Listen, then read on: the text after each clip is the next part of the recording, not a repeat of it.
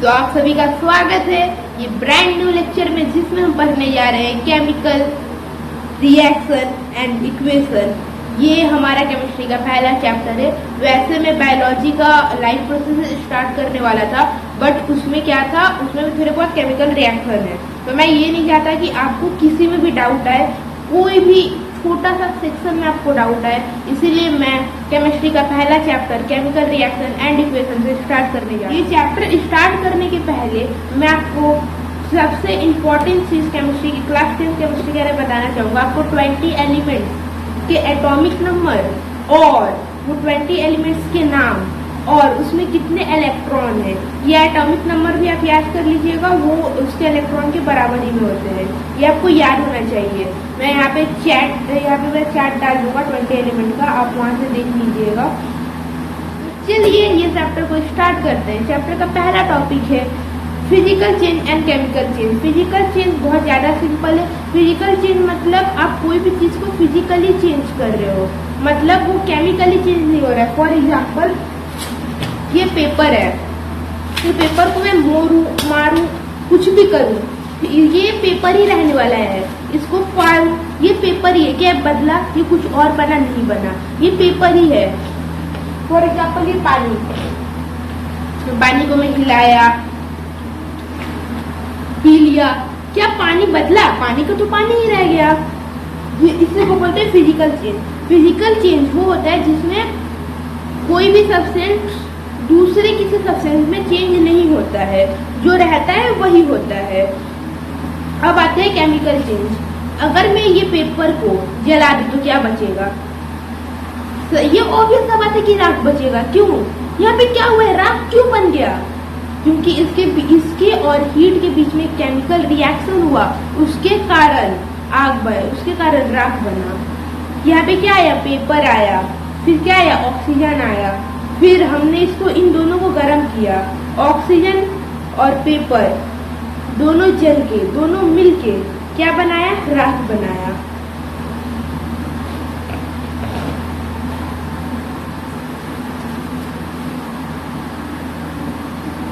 और हाँ, chemical change में ये कलर चेंज हो सकता है प्रोडक्ट का, जो रिएक्शन रिएक्ट करेगा। For example oxygen plus hydrogen, अगर ये दोनों को हम लोग मिलाएंगे तो H2O मिलेगा।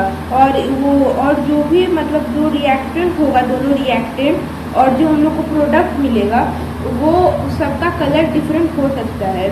और ये वो लोग का ये भी चेंज हो सकता है, स्टेट भी वो लोग का चेंज हो सकता है। फॉर एग्जाम्पल ऑक्सीजन एक गैस है, हाइड्रोजन एक गैस है। जब हम लोग ये दोनों को मिलाएंगे तो क्या मिलेगा? H2O। H2O एक लिक्विड है, H2O एक लिक्विड है। और चेंज इन टेम्परेचर भी हम लोग को देखने के लिए मिलता है। फॉर एग्जाम्पल हम लोग सोडियम मेटल को पानी में डालते हैं तो एक धमाका होता है, धमाका होता है, ठीक है। वो क्यों होता है हम लोग बाद में जानेंगे, पर जब जैसे ही वो पानी में गया एक केमिकल रिएक्शन हुआ, मतलब वहाँ पे केमिकल चेंज हुआ और वहाँ पे हीट जनरेट हुआ और गैस भी क्रिएट होता है। इसके बारे में हम लोग आगे चर्चा करेंगे। अब स्टार्ट करते हैं दूसरा टॉपिक, जिसका नाम है केमिकल इक्वेशन। अब यहाँ से ऑफिशियली ये चैप्टर स्टार्ट हो रहा है। तो यहाँ पे एक एनसीईआरटी में एक रिएक्शन दे के रखा है, magnesium plus oxygen equals to magnesium oxide. या ये मैं यहाँ पे साइड में फोटो लगा दूंगा। अगर हम लोग मैग्नीशियम और ऑक्सीजन, मैग्नीशियम एक टाइप का मेटल है और ऑक्सीजन जो एयर में प्रेजेंट रहता है, अगर ये दोनों को मिला देंगे तो मैग्नीशियम ऑक्साइड मिलेगा। और यहाँ पे मैग्नीशियम और ऑक्सीजन क्या है? रिएक्टेंट। इनसे क्या फॉर्म हुआ? Magnesium oxide. वो क्या है? प्रोडक्ट। और ये आपको बैलेंसिंग भी आना चाहिए। अगर आपको बैलेंसिंग नहीं आता है, कोई भी इक्वेशन को, केमिकल इक्वेशन को कैसे बैलेंस करें, तो आपको कोई भी टेंशन लेने की जरूरत नहीं है। मैं नेक्स्ट लेक्चर में बता दूंगा, क्योंकि मैं लेक्चर बहुत ही समराइज में बना रहा हूँ और इसके अंदर अगर मैं वो भी कराने लगूँ तो ये लेक्चर का लेंथ काफी ज्यादा बढ़ जाएगा। अब कोई भी इक्वेशन को कैसे लिखा जाता है, केमिकल इक्वेशन को कैसे लिखा जाता है, तो सिंपल है। सबसे पहले हम उसका सिंबल लिख देंगे। फॉर एग्जाम्पल ऑक्सीजन का O होता है, मैग्नीशियम का Mg होता है। अगर हम दोनों को मिला दें Mg प्लस O, मतलब O2, एयर में हवा में ऑक्सीजन O2 के रूप में प्रेजेंट रहता है, इसलिए हम लोग O2 यहाँ पे ले रहे हैं। Mg plus O2 equals to Mg4। Balancing भी काफी सिंपल है, आपको मैं इसका भी एक क्रश दे देता हूँ। बैलेंसिंग में कुछ नहीं है। फॉर एग्जांपल मैं यहाँ पे लेता हूँ जिंक प्लस सल्फ्यूरिक एसिड, ये जो बुक में एग्जांपल लिया है मैं उसी को। आपको कोई भी इक्वेशन को बैलेंस करने के लिए आपको सबसे पहला ये पता होना चाहिए कि रिएक्टेंट क्या होना चाहिए और प्रोडक्ट क्या होना चाहिए। ये इसके बारे में आपको श्योर रहना चाहिए, तभी आप कोई भी इक्वेशन को बैलेंस कर सकते हैं। बैलेंसिंग में कुछ नहीं, जैसे ये वाला इक्वेशन बैलेंस करने का जरूरत भी नहीं है, ऑलरेडी बैलेंस है। यहाँ पे एक ठो जिंक है, यहाँ पे भी एक ठो जिंक है, यहाँ पे भी एक ठो हाइड्रोजन है और यहाँ पे भी एक ठो हाइड्रोजन है। मैं आपको दूसरे एग्जाम्पल से बचाने का कोशिश करता हूँ। यहाँ पर देखिए, यहाँ पर जब ये आयरन और H2O मिला तो क्या बनाया, Fe3O4 4H2। अब यहाँ पे आप देख सकते हैं, यहाँ पे एक जगह 4 लिखा है हाइड्रोजन के पास में और यहाँ पे 3 लगा है आयरन के बगल में और यहाँ पे H2O लगा है, ये यहाँ पे 4 लगा है H2O के बगल में। ऐसा क्यों किया गया आपको मैं दिखाता हूँ। यहाँ पे अगर आप काउंट करिएगा तो Fe कितना ठो है, 3 ठो। यहाँ पे Fe के नीचे क्या लिखा है, 3 ठो, मतलब Fe कितना है, 3। यहाँ पे 3 लिख दिया गया है। अब यहाँ पे देखिए H2 कितना है, 4, यहाँ पे 4 लिख दिया गया है। अब यहाँ पे देखिए O कितना है, O यहाँ पे 4 ठो है, यहाँ पे 4O। तो मुझे पता है यहाँ पे बहुत सारे बच्चों का डाउट होगा, इसलिए मैं बोल रहा हूँ बैलेंसिंग इक्वेशन ये चैप्टर में थोड़ा कॉम्प्लिकेटेड है, इसलिए मुझे एक लेक्चर लगेगा बताने के लिए। तो इसको मैं नेक्स्ट लेक्चर में अच्छे से बताऊंगा। अगर आपको यहाँ पे समझ में आ गया तो कोई आपको ज़रूरत नहीं है नेक्स्ट लेक्चर देखने का। मैं लेक्चर के पिन कमेंट में आपको इसका क्वेश्चन प्रैक्टिस करने के लिए 2-4 क्वेश्चन दे दूंगा, वो आप लगा देना बैलेंसिंग के ऊपर और समझ लेना आपका डन है ये बैलेंसिंग। अब एकदम अपना कान खड़े करके सुनना, क्योंकि अभी से सबसे इम्पोर्टेंट पार्ट ये चैप्टर का स्टार्ट होने जा रहा है। टाइप्स ऑफ केमिकल रिएक्शन, कितने प्रकार के केमिकल रिएक्शन होते हैं। बेसिकली केमिकल रिएक्शन टोटल 4 प्रकार के होते हैं। Combination chemical reaction, displacement reaction, double displacement reaction और एक तो था डिकम्पोजिशन केमिकल रिएक्शन। आपको एक करके सबके बारे में एक्सप्लेन करता हूँ। कॉम्बिनेशन रिएक्शन सबसे इजी है, सबसे इजी। इसके अंदर कुछ नहीं होता है, बस 2 एलिमेंट मिलके एक प्रोडक्ट बनाता है। For example H2 plus O equals to H2O, hydrogen plus oxygen equals to ये वाटर। ये सिंपल है, मतलब इसके अंदर कुछ नहीं होता है, एकदम दिमाग शांत रखो। सुनो, 2 रिएक्टेंट मिलके एक प्रोडक्ट बनाएगा। For example hydrogen plus oxygen equals to water. ये क्लियर है। अब आते हैं डिस्प्लेसमेंट रिएक्शन। अब यहाँ पे मैं एग्जाम्पल लेता हूँ आयरन का और कॉपर सल्फाइड का। जब आयरन और कॉपर सल्फाइड वो हम दोनों लेंगे और दोनों को मिलाएंगे तो क्या होगा, यहाँ पे जो कॉपर है वो लेस रिएक्टिव है, वो अलग हो जाएगा और आयरन सल्फाइड बना लेगा कॉपर को रिप्लेस करके। CuSO4 और Fe को जब हम दोनों मिलाएंगे तो इन दोनों का प्रोडक्ट मिलेगा हम लोग को FeSO4 प्लस Cu। यहाँ पे वो ये आयरन Cu को डिस्प्लेस कर देगा। क्यों करेगा, क्योंकि जो आयरन है बहुत ज्यादा रिएक्टिव है। किससे, आयरन किससे ज्यादा रिएक्टिव है, कॉपर से। कॉपर एक वेरी लेस रिएक्टिव मेटल है, इसीलिए वो आसानी से डिस्प्लेस हो जाएगा। फॉर एग्जाम्पल हीना है, हीना नाम की एक लड़की। अब हीना के साथ मोहित बैठा है। मोहित काफी ज्यादा अगली है और हीना ठीक ठाक है। अब आप जाते हो, आप एकदम हैंडसम लड़के, अब हिना देख, अगर आप हिना के पास जाइएगा तो हिना किसके तरफ अट्रैक्ट होगी? आपके तरफ।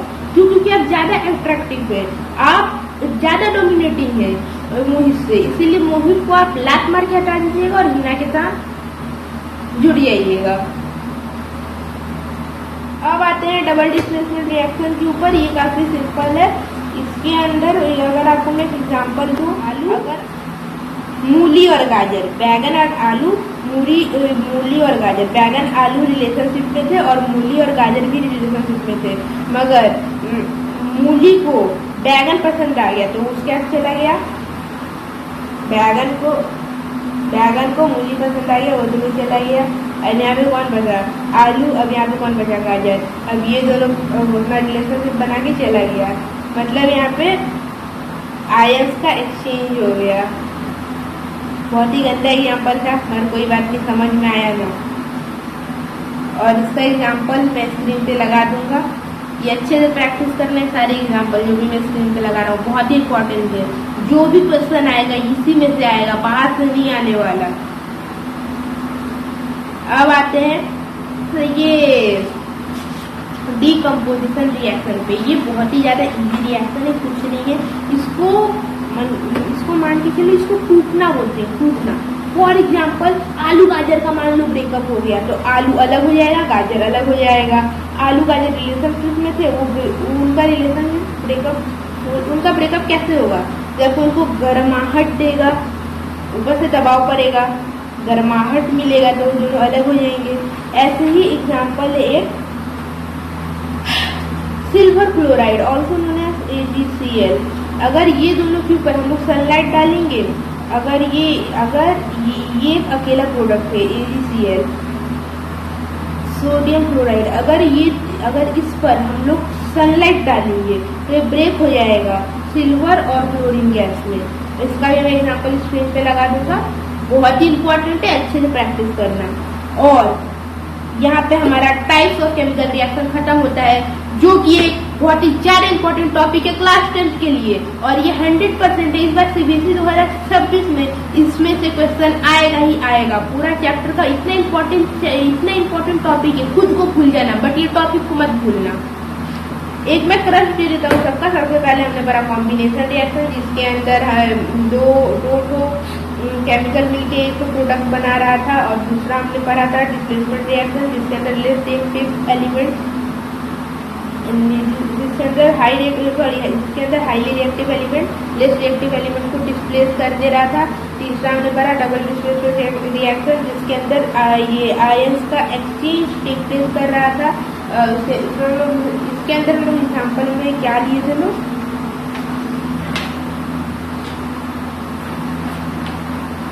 इसके अंदर हम क्या एग्जाम्पल लिए थे? छोड़ो वो एग्जाम्पल, शायद से छोड़ो, वीडियो थोड़ा पीछे करके देख लेना।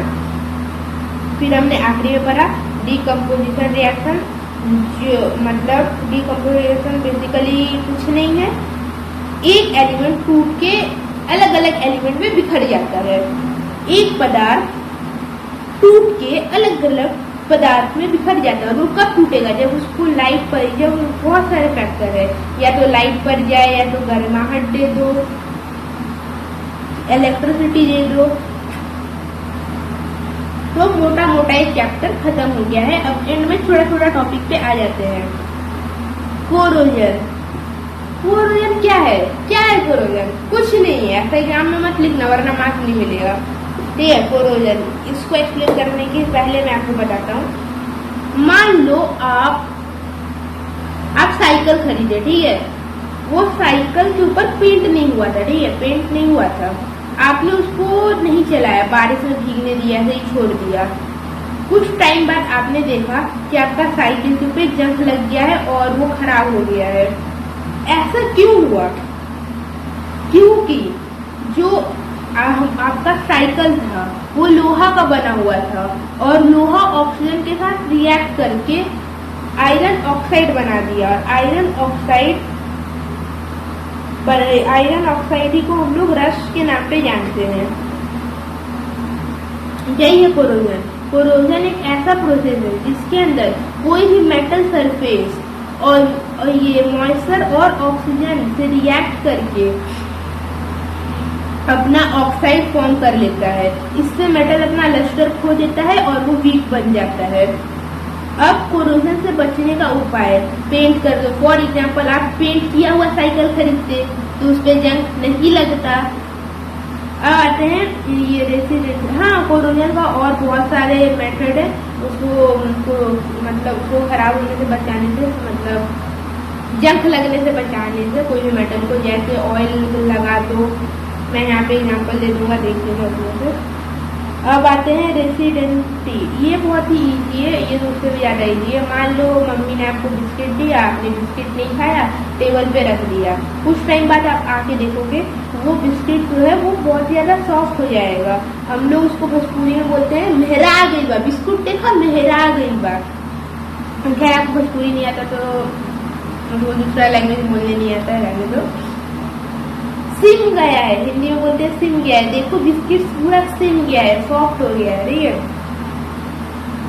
अब इसके अंदर क्या होता है, ये एक ऐसा प्रोसेस है कि कोई भी आइटम जिसके अंदर ऑयल, ये जैसे कि सोरो, जैसे कोई भी आइटम जिसके अंदर ऑयल हो या कोई भी मतलब खाने पीने वाला चीज हो, ऑयल हो, सॉल्ट हो, वो ऑक्सीजन के प्रेजेंस में खराब हो जाता है और उसका टेस्ट चेंज हो जाता है और वो स्मेल गंदा करने लगता है। फॉर एग्जाम्पल हम लोग कहते हैं ना दाल खराब हो गया, बहुत टाइम का दाल अलग गंदा स्मेल करने लगता है, वही। अब इससे बचने का उपाय उसको फ्रिज में रख दो, दाल को नहीं खराब होगा। हाई टेम्परेचर में रख दो और क्या करो, बिस्किट को एयर टाइट कंटेनर में रखो तो खराब नहीं होगा। तो यहाँ पे होता है हमारा ये चैप्टर समाप्त और आपको बैलेंसिंग के ऊपर नेक्स्ट लेक्चर मिल जाएगा कल मैं आपको सिखा दूंगा बैलेंसिंग करना, या कल या परसों तक बैलेंसिंग का लेक्चर आ जाएगा। और इस चैप्टर से रिलेटेड मैं सारा क्वेश्चन आंसर आपको कमेंट बॉक्स में डाल दूंगा। आपको सारे प्रैक्टिस करने, एक भी क्वेश्चन नहीं छोड़ने हैं। जो आएगा वही क्वेश्चन में से आएगा। अगर वो क्वेश्चन में से नहीं आएगा तो मैं अपना चैनल डिलीट कर दूंगा, इतना मुझे भरोसा है। मैंने बहुत रिसर्च करके वो पूरा मतलब PDF बनाया है। तो ठीक है, मिलते हैं कल या परसों। Bye bye.